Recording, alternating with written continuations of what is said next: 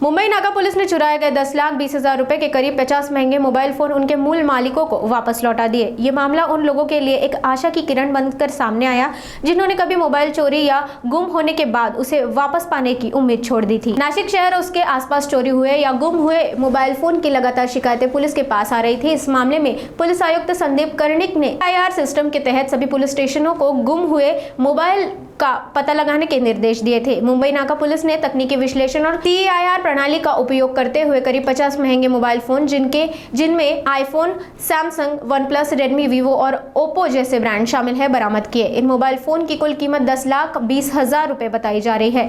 चोरी या गुम हुए मोबाइल फोन अपने सही मालिकों को लौटाने के बाद शिकायतकर्ताओं द्वारा नाशिक पुलिस का धन्यवाद किया। मोबाईल चोरीचे आणि मोबाईल गहाळ होण्याचे प्रमाण जास्त प्रमाणात असल्याने आपल्या नाशिक आयुक्तालयाचे आयुक्त माननीय श्री संदीप कर्णिक सर यांनी त्यांच्या मार्गदर्शनाखाली CEIR प्रणाली कार्यरत केलेली आहे।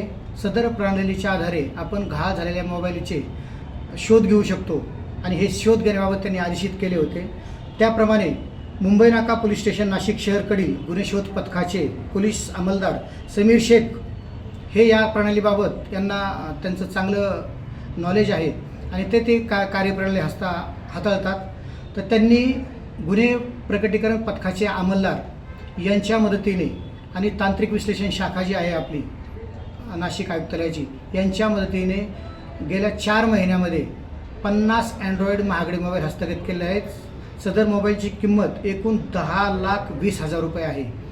तर याच्यामध्ये जो आज आपण ज्यांचे मोबाईल गहाळ झाले होते त्यांना जो हस्तांतराचा आज आपण कार्यक्रम ठेवला, तर ज्या लोकांचे मोबाईल याच्यामध्ये हस्तगत झाले आहेत त्यांना मोबाईल परत करताना त्यांच्या चेहऱ्यावरचा जो आनंद आहे तो खरोखरच पाहण्यासारखा होता, त्याचं वर्णन करता येणार नाही।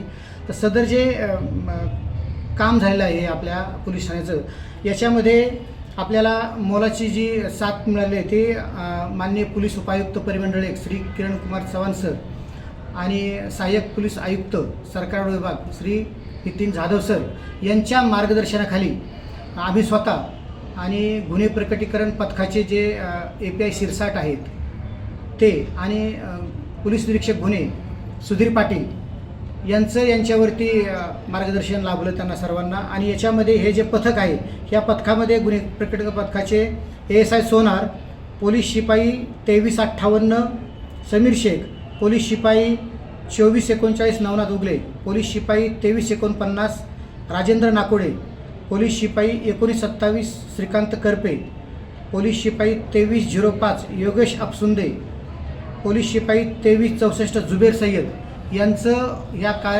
कामगिरीमध्ये मोठं सहकार्य आणि त्यांना क्रेडिट आहे की त्यांनी ते सगळ्यांनी मदत करून एवढे सगळे मोबाईल शोधलेले आहेत। आणि यापुढेही आम्ही अशाच प्रकारे काम करू असे आपल्याला मी शब्द देतो।